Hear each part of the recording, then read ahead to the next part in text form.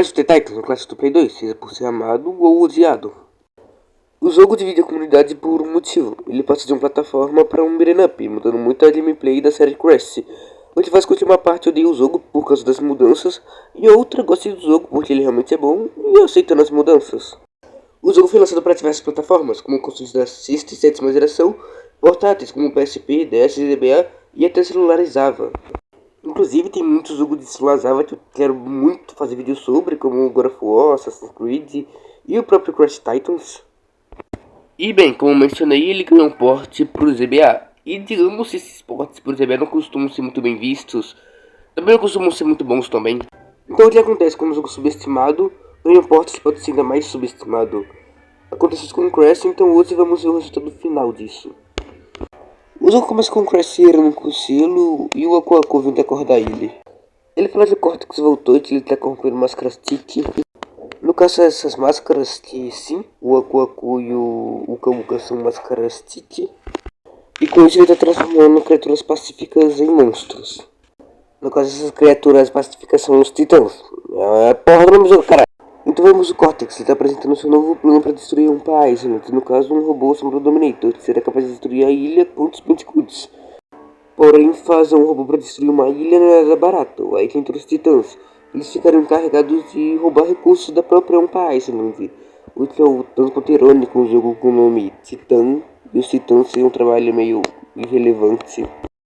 Todo mundo concorda e fica feliz com o plano, mas obviamente o Crash ia se intrometer, então o Uka Uka fica para disso. E no caso o plano dele é sequestrar o Aku Aku pra fazer uma armadilha e capturar o Crash ou matar ele, ou assim. E começando a jogatina, a gente já percebe que o jogo é bem mais fiel à série Crash original. A gente tem mais presença das caixas e das mangas, digo, Umpa Fruits. Isso também fez pensar que eu estava jogando Mind of Milton, já que esse jogo também é mais fiel à série original. Só que essa versão de CBA foi lançada junto da versão de PS2, então não tem nada a ver. Passando pelos tutoriais, chegamos no nosso primeiro titã, que no caso de solta raio, que se chama Electric. De acordo com o Google, ele é um sapo, mas provavelmente ele é uma indiana antropomórfica e o poder dele é soltar raio que te paralisa. Nesse primeiro encontro, conseguiu leva ele na porrada sincera, mas vai ter vezes que ele vai te combater pra caralho. Aí ele dropa Mioso, Mozo. O Mioso basicamente serve para liberar novas habilidades, nos primeiros 3 níveis pelo menos. Depois ele só aumenta sua vida e seu dano. Bate em bichos, explode caixas, aprende a arremessar coisas e encontramos o Cortex. Esse era o plano do Aku Aku, sequestrar o Uka Uka e fazer o Crash ir atrás dele. Assim, agora a gente vai lutar contra o Cortex. A armadilha mais clichê possível, pra falar a minha verdade. Ele tem um trajeitão, mas a luta é de boas. Fica dando voadora pra desviar dos tiros dele e espancou a cabeça de cuia.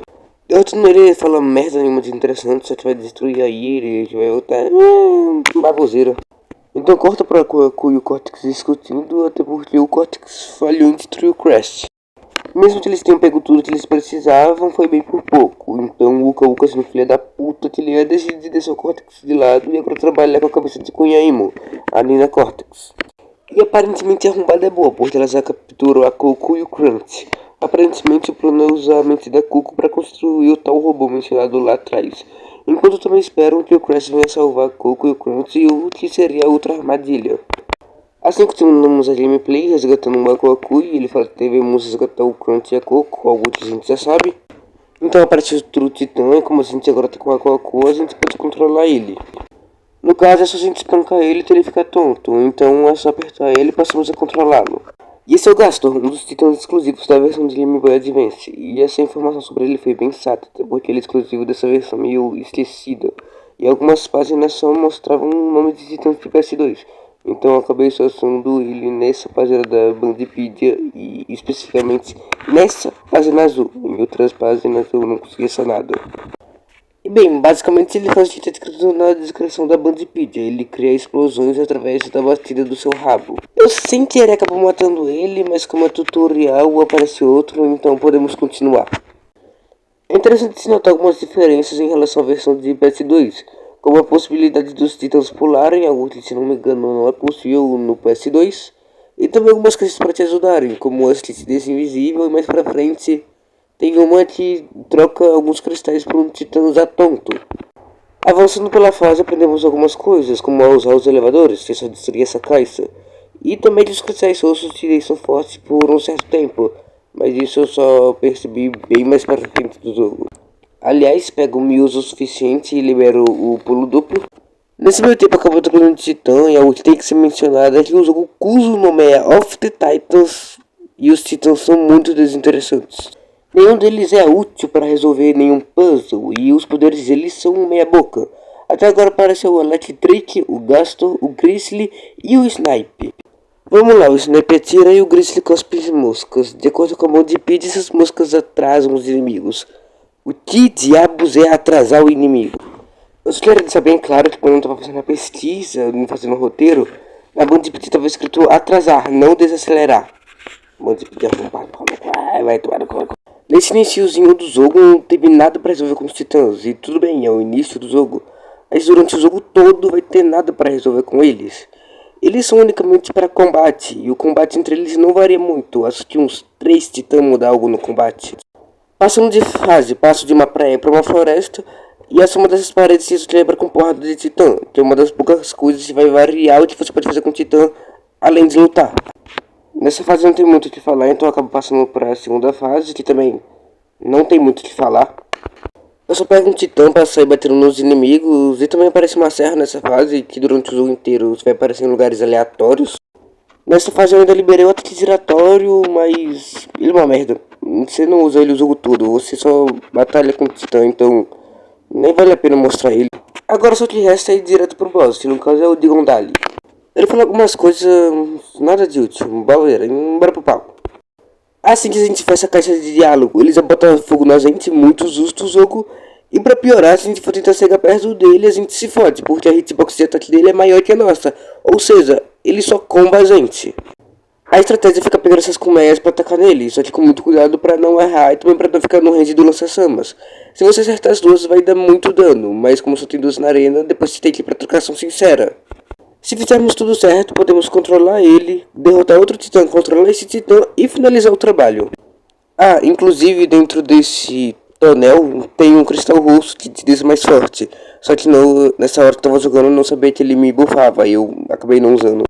Derrotando ele, o Aku Aku acha um papel no chão em que fala que o Dingodali estava enviando barris de petróleo para a ilha Titi e que o Crunch estava sendo mantido pelo Tinetaide lá na ilha Titi. E como a gente vai para a ilha Titi, no estilo Medina, a gente vai surfando. Essas são as fases bônus do jogo. Basicamente você tem que pegar algumas caixas para ganhar uma recompensa. Eu não sei qual é a recompensa, eu nunca peguei as 10 caixas. Na segunda área do jogo, agora a gente está num lugar meio montanhoso e rochoso, mas ainda bem tropical. E logo no início da primeira fase já somos um titã novo, o Spike, que para mim é um dos titãs mais clássicos do jogo. O poder dele é bem simples, ele consegue emergir espinhos do chão. Em si, um titã meio paia, mas pelo menos é o Spike, que é um titã foda.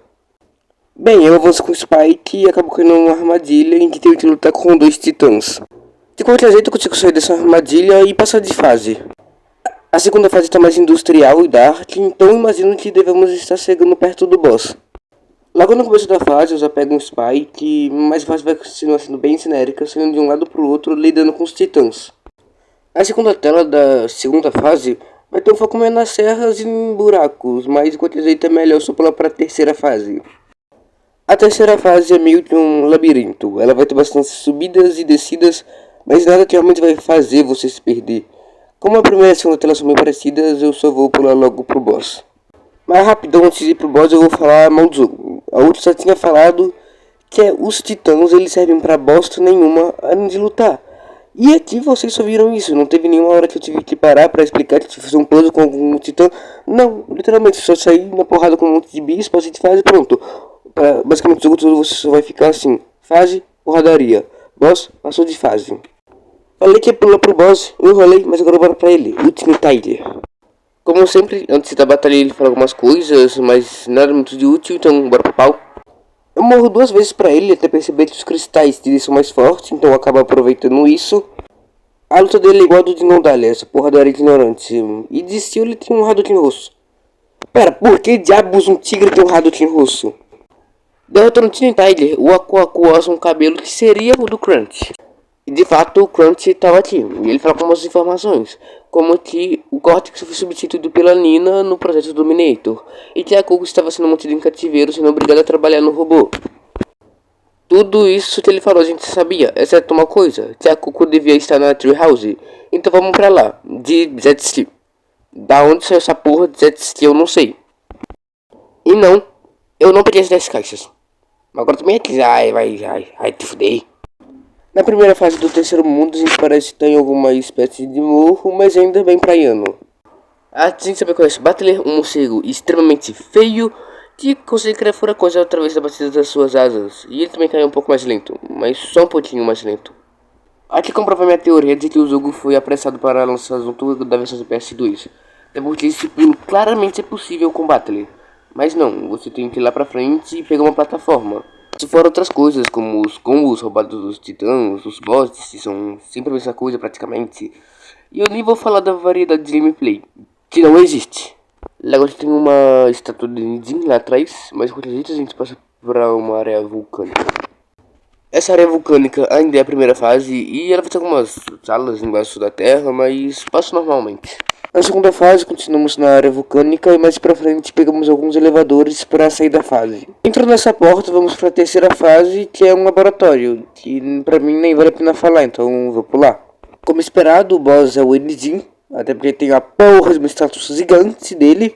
Ele tá com umas bolas de fogo, mas derrotar ele foi extremamente fácil, porque eu simplesmente buguei ele, sem querer. Depois de espancar ele, ele fala que eles deveriam substituir o Cortex, mas não, que substituiu ele foi a Nina, e que a Nina tá com a Coco lá na Treehouse.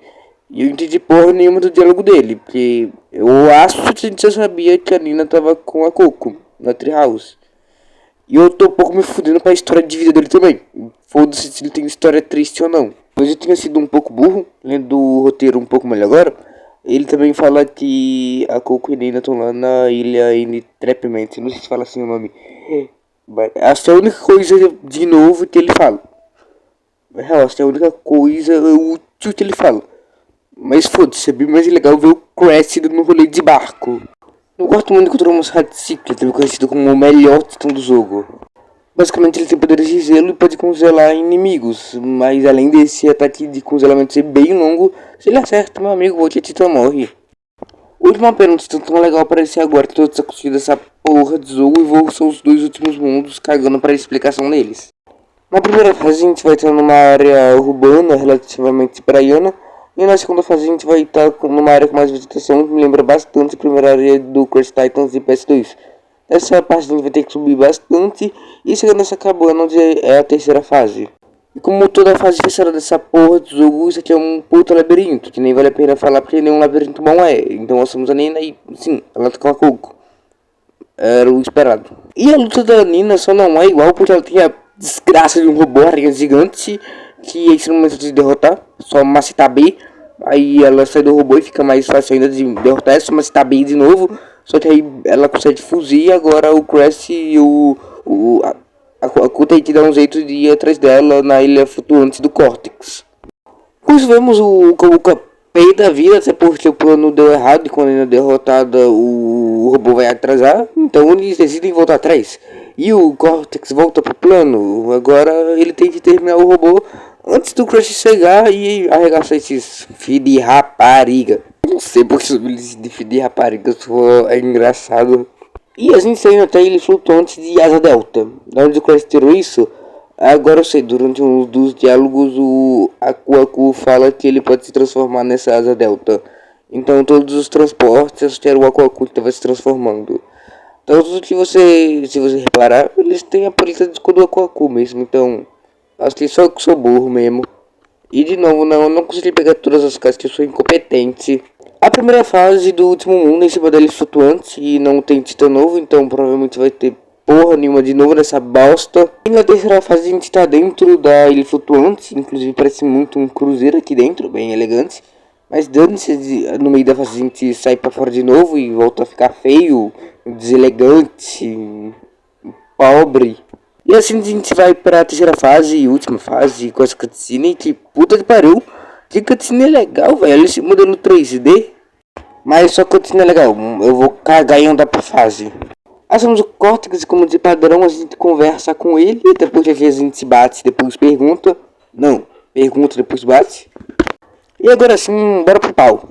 Essa luta dele é parcialmente igual a todas as outras boss fights. Ele tem o Trabuco, que ele tem desde a primeira luta. O diferencial é que aparece bosses de outras fases para ajudar ele. Por exemplo, nessa minha primeira luta apareceu o Tiny Tyler, o que fez eu perder, inclusive. E voltando, o teste de Amola Facão tá com a vida na metade, exatamente como eu tinha deixado. Eu não sei se é padrão do jogo ou se foi bug, mas deve ter sido bug, até porque esse jogo é todo cagado, não tiveram nenhum afeto no desenvolvimento dessa porra. Derrotando o Cortex, podemos resgatar a Nina e voltar para casa e aproveitar um tempo de paz sem o Cortex. E bem, acho que acabou o jogo. E cara, eu percebi que eu matei o Cortex, que nem eu matei o Cortex na primeira luta, no cotovelada na cara dele. Se tu for lá, ele vai aparecer cotovelada. E eu não vou mostrar. Aí ó, vai lá o vagabundo. Vamos de considerações finais e que jogo chato de escrever roteiro. O jogo em si não é chato. Se você esquecer que você está fazendo a mesma coisa direto durante 2 horas e meia. Pelo menos o jogo é curto, então dá pra passar um pano pra repetição, né? Não, eu não vou passar por um papo de repetição nenhuma não, porque as fases do jogo são bem chatas. Você só anda, bate em um amigo, anda, bate em outro, anda, troca de titã, porque se um titã mais legalzinho, até porque todos os titãs são iguais, só batem e soltam poderzinho. É, parece uma bosta, velho, uma bosta. O bagulho é que durante o jogo todo eu só desliguei minha mente e fui indo. Não precisei pensar em porra nenhuma, eu só fui indo, batendo. Além do jogo é extremamente fácil, eu só desliguei meu cérebro e fui. Ah, mas o jogo é um beat'em up, é normal em beat'em up você só andar e bater. Sim, mas Crash of the Titans é um beat'em up de Play 2. Um gênero que minha cabeça desocupada criou. Um beat'em up de Play 2, você tem bastante presença de puzzles. Vamos lá. Lego Batman e o próprio Crash Titans de PS2, ele tem bastante presença de puzzles, algo que não acontece no Crash Titans de ZBA. Fiz vídeos de jogos parcialmente repetitivos, que poderiam ser repetitivos, mas não são, porque eles souberam fazer um ciclo de gameplay.